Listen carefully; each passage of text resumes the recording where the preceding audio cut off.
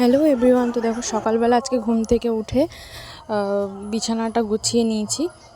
আমাদের এখানে তো কীর্তন হচ্ছে একটা পাশের বাড়িতে, তো সকাল থেকে আমি কোনো ভয়েস দিতে পারছিলাম না। এখনও সেই একইভাবে কীর্তন হয়ে যাচ্ছে, তো তোমরা একটু অ্যাডজাস্ট করে নিও। তো ঘুম থেকে উঠে আমি আগে মানে ঘরটা ঝাঁট দিয়ে নিয়েছি, এবার আমি বেড কভারটা চেঞ্জ করে নিচ্ছি।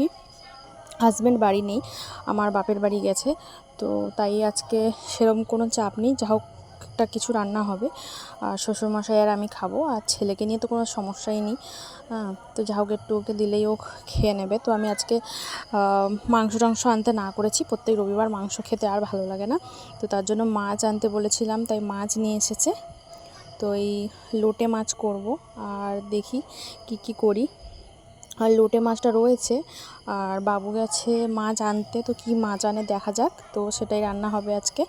তো বেড কভারটা চেঞ্জ করে নিয়ে দেখলাম ওয়েদারটা খুবই খারাপ বাইরে, কারণ জামা কাপড় কাচা যাবে না। অনেক যেইগুলো কেচে রেখেছি সেগুলোই মানে একদম ভেজা ভেজা রয়েছে, আর মানে কেচে মেলার জায়গা নেই, তো তার জন্য আজকে আর কাচলাম না।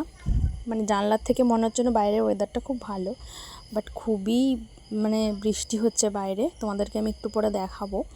তো এই যে বিছানা গোছানো কমপ্লিট, সোফা টোফা একদম পরিষ্কার করে গুছিয়ে দিয়েছি, ঘর ঝাড় দেওয়া হয়ে গেছে, ছেলেকে ব্রাশ করিয়ে ফ্রেশ করে দিয়েছি, এদিকে ওকে দুধ বিস্কুট খাইয়ে দিয়েছি, এদিকে রান্না বসিয়ে দিয়েছি। এদিকে হচ্ছে দেখো বৃষ্টি হচ্ছে বাইরে, আমি ওইদিকে বসিয়ে দিয়েছি প্রেসারের ডাল, আর বাঁধাকপি হচ্ছে মাছের মাথা দিয়ে।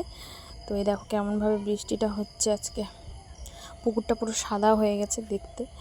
তো কি রান্না করেছি দেখো, স্নান ধান করে পুজো দিয়ে আসলাম, এদিকে মাছ ভাজা, ছেলের কাতলা মাছের ভাজা, এদিকে রয়েছে আমাদের লোটে মাছ, এদিকে রয়েছে বাবুর লোটে মাছ, কারণ একদম ঝুড়ো বাবু খায় না, তাই একটু আগে তুলে রাখতে হয়। তো এই হচ্ছে ব্যাপার। আর এদিকে রয়েছে মাছের মাথা দিয়ে বাঁধাকপি, আর করেছি মুগ ডাল মুসুর ডাল মিশিয়ে একটা ডাল। তো এই হচ্ছে আজকের মেনু। তো অনেকটা লেট হয়ে গেল